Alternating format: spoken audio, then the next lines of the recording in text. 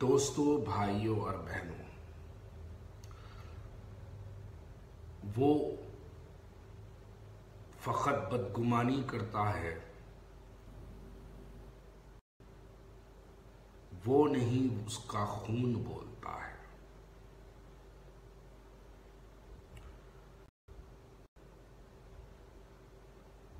हजरात, आज मैं आपके सामने आया हूं तो मेरे आने का जो मकसद है, दिल का दर्द है, दिल की तकलीफें हैं जो आज मैं आप लोगों के सामने रखना चाहता हूं। और कुछ सवालात हैं मेरे दिल और दिमाग में जिसका मैं जवाब का तलबगार भी हूं, और मैं ये चाहता हूं कि हमें ये जवाब दे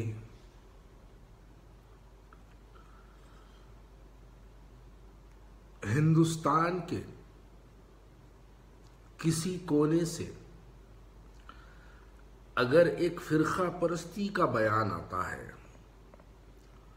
तो मजलिस इत्तेहाद अल मुस्लिमीन के सदर बैरिस्टर असदुद्दीन ओवैसी वो फौरन से नेशनल मीडिया में आते हैं और उसका जवाब दे देते हैं। लाथूर से कभी मोहन भागवत की आवाज आती है भारत माता की जय के नाम से,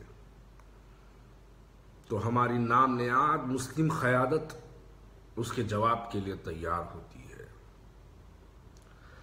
अभी कभी अगर दिल्ली से अगर कोई बात उठती है तो उसके लिए फौरन से बिना कोई ताखीर के हमारी मुस्लिम क़यादत मजलिस इत्तेहाद अल मुस्लिमीन के सदर असदुद्दीन ओवैसी इसका जवाब देने के लिए मीडिया में आ जाते हैं। कभी उत्तर प्रदेश से प्रवीण तोगाड़िया या फिर योगी आदित्यनाथ के किसी बयान को कोट करते हुए नेशनल मीडिया के अंदर बैरिस्टर असदुद्दीन ओवैसी फौरन से जवाब के लिए मैदान में उतरते हैं। लेकिन आज हैदराबाद का एक रुकन असेंबली, तेलंगाना का सबसे नीच रुकन असेंबली, बल्कि मैं ये कहूंगा कि दारुसलाम का एमएलए, क्योंकि नवाब जिस कॉन्स्टिट्यूंसी से एमएलए है उसी के अंदर दारुसलाम भी आता है। वहां से इतने फिरका परस्त बयानात दिए जाते हैं, कभी हमारे मुसलमानों के मजहब को टारगेट किया जाता है तो कभी हमारी ख़वातीनों के बारे में बदगुमानी की जाती है, कभी हम मुसलमानों के दिलों को ठेस पहुंचाने वाले बयानात जारी किए जाते हैं। लेकिन हमारी नाम नियाद क़यादत, मैं पूछना चाहता हूं कि क्या वजह है, ऐसी कौन सी एक वजह बता दे मुसलमानों को कि इस फिरका परस्त का जवाब नहीं दिया जाता। क्या वजह है कि आज हमारी मुस्लिम क़यादत इसको लेकर खामोश बैठी हुई है, चाहे वो किसी के घर के ताल्लुक से बोल दें, लेकिन क़यादत खामोश। कभी वो हमारे रसूल करम सल्लल्लाहु अलैहि वसल्लम की शान में गुस्ताखी कर दे, लेकिन हमारी क़यादत खामोश। कभी वो हमारी मसाजिदों के बारे में बात कर दे, लेकिन हमारी क़यादत खामोश। मैं ये सवाल करना चाहता हूं, हैदराबाद के मुसलमानों, तुमसे भी मैं एक सवाल करना चाहता हूं। बताओ, इनकी खामोशी किस बुनियाद पर है? क्यों इसको रोक नहीं लिया जाता? आज मजलिस इत्तेहाद अल मुस्लिमीन एक ताकतवर मौक़िफ़ बयान करने पर हमेशा बयान करती है कि मजलिस इत्तेहाद अल मुस्लिमीन बहुत ताकतवर मौक़िफ़ पे है। हम मानते हैं कि आप आज बहुत ताकतवर मौक़िफ़ में हैं, तेलंगाना के चीफ मिनिस्टर की तारीफें असेंबली के अंदर इतनी की गई कि कभी आपके वालिद की तारीफ आपने उतनी असेंबली में नहीं की जितना आपने इस चीफ मिनिस्टर की, झूठे चीफ मिनिस्टर की तारीफ आपने की। आप बताइए, आपको इस वक्त जरूरत है कि आपके एमएलएस को लेकर टीआरएस की जो हुकूमत है, उसका जो चीफ मिनिस्टर है, उसके पास जाएं और उससे मुतालबा करें, उससे डिमांड करें कि ऐसे यानी एक अनपढ़, जाहिल, गंवार और एक घटिया एमएलए को सस्पेंड किया जाए। क्या आप ये कर सकते हैं? ये आप नहीं करेंगे। या आप इसलिए नहीं करेंगे क्योंकि आप चाहते हैं कि ऐसे बयानात आते रहें। अरे कब तक हम मुसलमानों को ऐसे दिलों को तकलीफ पहुंचाने वाले बयान सुनना पड़ेगा?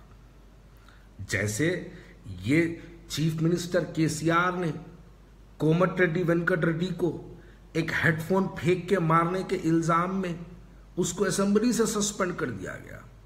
यहां हमारे दिलों को ठेस पहुंच रही है, यहां हमारे कान ऐसे ऐसे बयान सुन रहे हैं और ये हमारी मुस्लिम क़यादत के हाथ में चूड़ियां पहनकर खामोश बैठी है।